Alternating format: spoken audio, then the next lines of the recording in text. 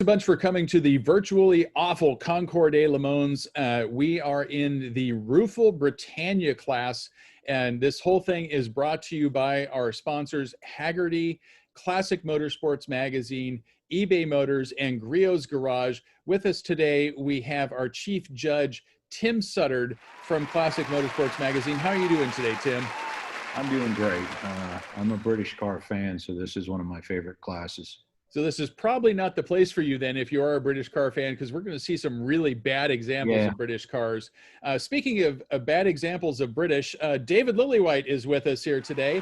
David is the editor-in-chief Grand Poobah of Magneto magazine, a fantastic publication. If you haven't subscribed, do yourself a favor, run out and subscribe right now. How are you doing, David?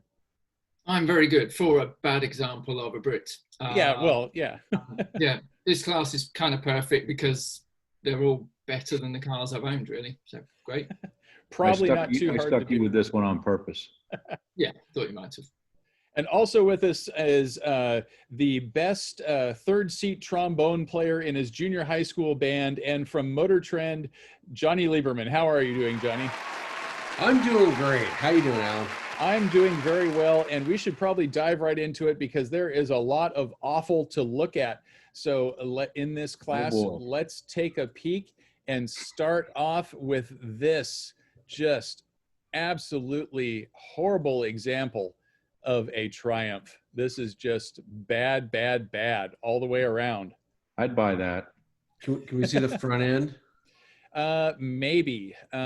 Is there a front end left? You can see the floorboards, which astonishingly are there. Don't rust back there. Looks seaworthy. It's kind of too good, isn't it? Yeah. If it was driving in that condition, I'd love it. I'd take it even if it wasn't driving. And the fact the head's off of it, I'm guessing it's not driving. Well, it's sitting next to a trailer, which is its natural habitat. So we can assume it's not moving. Moving on, we have this fine example, resplendent in the Union Jack, up to the axles in sand. Well, that means it was able to drive to sand, so that's, that's a start. Accomplishment of sorts. Yeah, that is a start, indeed. Well, and when you look closely at this one, it's kind of even worse than it looks on the outside. It's painted with horrific paint. There's all sorts going wrong with it. It won't rev past 4,000 RPM apparently. I'm kind of liking this. What's the red line? I mean, how much more past 4,000 could it go? 4,200. 4,100. Yeah. Okay, I mean, it's mostly there. It's mostly there. Most of the way there. I like it. And speaking of taking it off in the dirt, now who takes their Rover rally crossing? I mean, look at this. Yeah. Wow. I like that. I think that is really, really cool. Yeah. Yeah, cool. I'd use a different word. I don't think cool. I mean, it looks like he's either broken the rear suspension or the front suspension, like the front roll bar is gone or something. Plus, look at the negative, the toe on that. It's like a Spitfire. It's like, like on old like pre-war sports cars, so they had to have a cable holding the front wheels together. Like this could use that. Yeah. This to me kind of screams out for an award, some sort of medal and acknowledgement. Look at that single speaker stereo, mechanical, looks like a mechanical radio actually. This is. Yeah, I mean the radio is probably the finest of British electrical engineering, which means there's twigs and twine involved in some portion of it. And it works fabulously, as does the engine. Look at that. Wow. Yeah. Yeah. I'm seeing podium here. I mean, and I don't mean for the Rueful Britannia class. I mean like the Concours. This is a good. It's a contender. And look at that view. Whatever you're it's smoking, a Cyclops. You can't not like it. Why would you have three headlights in? I assume this is from the 50s, like what that fell out of favor, pre-war in the 40s. Yes, indeed. What was? Well, you know, none of them will work. I see.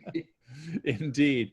Well, moving on, we have a Berkeley, a shell of a Berkeley, which I don't know if is there actually a Berkeley that's put together and in running condition. I don't know that I've seen one. They all seem to be projects. That I restored one. Say that again. Is this one I admit that I actually restored one and have owned 3? Oh boy.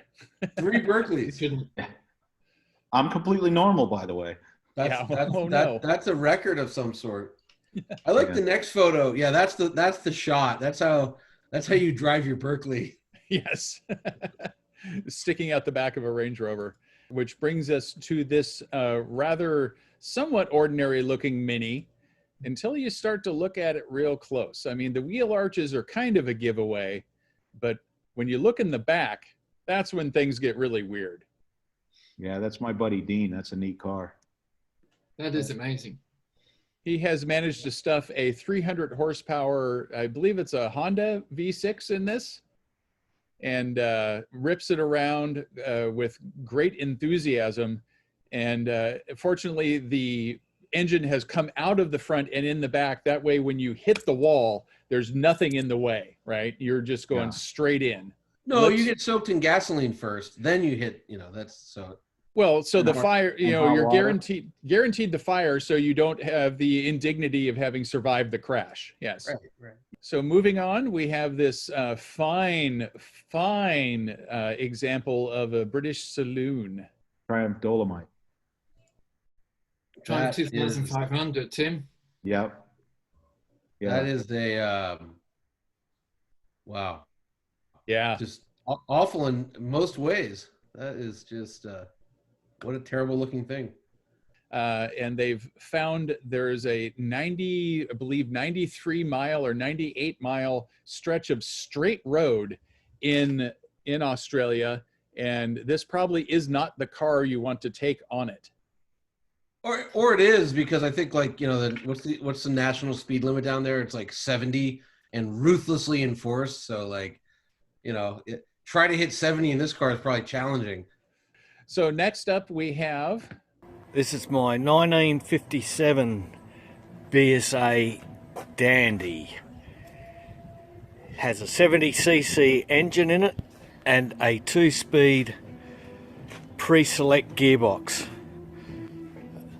It was probably one of the biggest disasters BSA had ever undertaken. Most of these old girls were used as boat anchors because they were bloody hopeless. And the other crazy thing about it, if you ever had to set the timing up or adjust the points, you had to split the engine.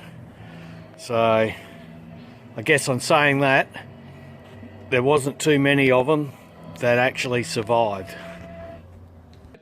That's but terrible. That's an awful motorcycle. If you were going to make like a propaganda film about what's wrong with socialism, you'd invent that as a set piece. You know what I mean? Like, it's so unfun and sad looking. So next up we have a Reliant Regal on its maiden voyage, and let's take a look at that video, see if we can make that work. All right.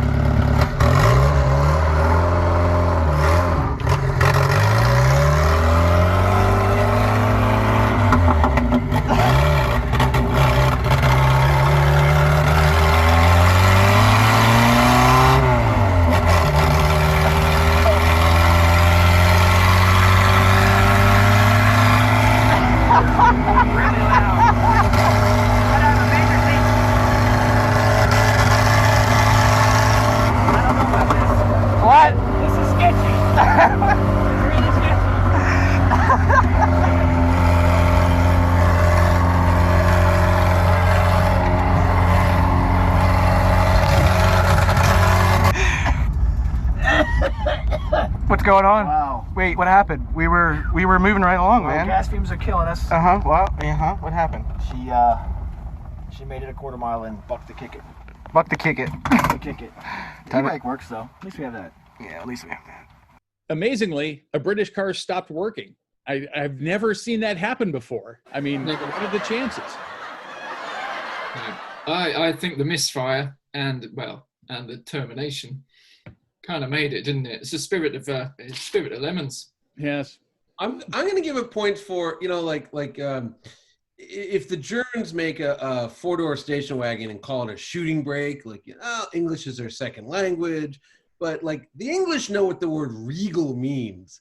And, there's a lot of words in the English language, and they could have picked many others that start with the letter R, but they went with regal. So I think it does get extra consideration. Must have pissed off the Queen. There's definitely a false advertising claim in there somewhere. So, gentlemen, we have seen the entries in the Rueful Britannia class, and it is time to pick a winner. Well, to me, the Regal. I mean, that is awesome. It's not just because it's the most recent one we've seen. You know, I can think back more than 5 minutes sometimes. And the Shaguar, that's kind of terrible. Yeah, they're my two favorites. Okay. The Cyclops stands out to me just because, it never had any hope of being anything. Like it was sad the day it was conceived. The people who built it were sad. The guy who bought it was sad. A lot of sadness. The only possible joy that car brought to anyone ever was the dealer who laughed all the way to the bank with his guineas and farthings, whatever. Yeah, I think any of these picks, they're all losers. Let's put it that way. I mean, there's not a one in there that you could not pick and say, yeah, that's defensible. But I think that's starting to float to the top. And am I wrong here? Is that what I'm hearing? Is that maybe the Regal? I'll be able to sleep at night if the award goes to the Regal. Like I said, if we can just say that the Cyclops is a podium as well. I can settle on Regal. The Cyclops, like I just said, it's just I mean, so is the Regal, really. They're both bad from drawing board all the way through the owner experience, and they'll keep punishing, further owners in the years to come. So, well, I think we've reached a consensus then. The Reliant Regal, for being so misnamed, perhaps is our winner for the Rueful Britannia class. Is that seem fair? It sure does. Yeah. All right. Yeah, well, for that ignominious honor, they win a $300 eBay gift card. They also get some fine car care products from the folks at Griot's Garage, and the shame of the British government, which is proudly displayed for all to see right there. I should just explain this real quick, just to so everyone, David obviously is British. Tim has a mental deficiency which makes him buy British cars. I would never do that, but this is Margaret Thatcher, obviously the Iron Lady, but then this is my late cousin Sir Irwin Patnick, who was an MP. He was a backbencher, one of Thatcher's backbenchers, so a real right-wing creep. So I'm by blood related to this photo. So that's why. Indeed. Well, you have creepiness and crappy cars in your blood, and that makes you a very worthy Lemons judge. And David, by just the sheer fact that you're willing to waste the time to be here with us, you're a welcome Lemons judge as well. So, thank you very much. Thanks for coming. Appreciate the time and effort you put into this low rent debacle. We are setting out to ruin virtual car shows just like we've ruined in-person car shows. And I think we've done a pretty good job so far. Thanks a bunch, gentlemen. We're moving on to the next class.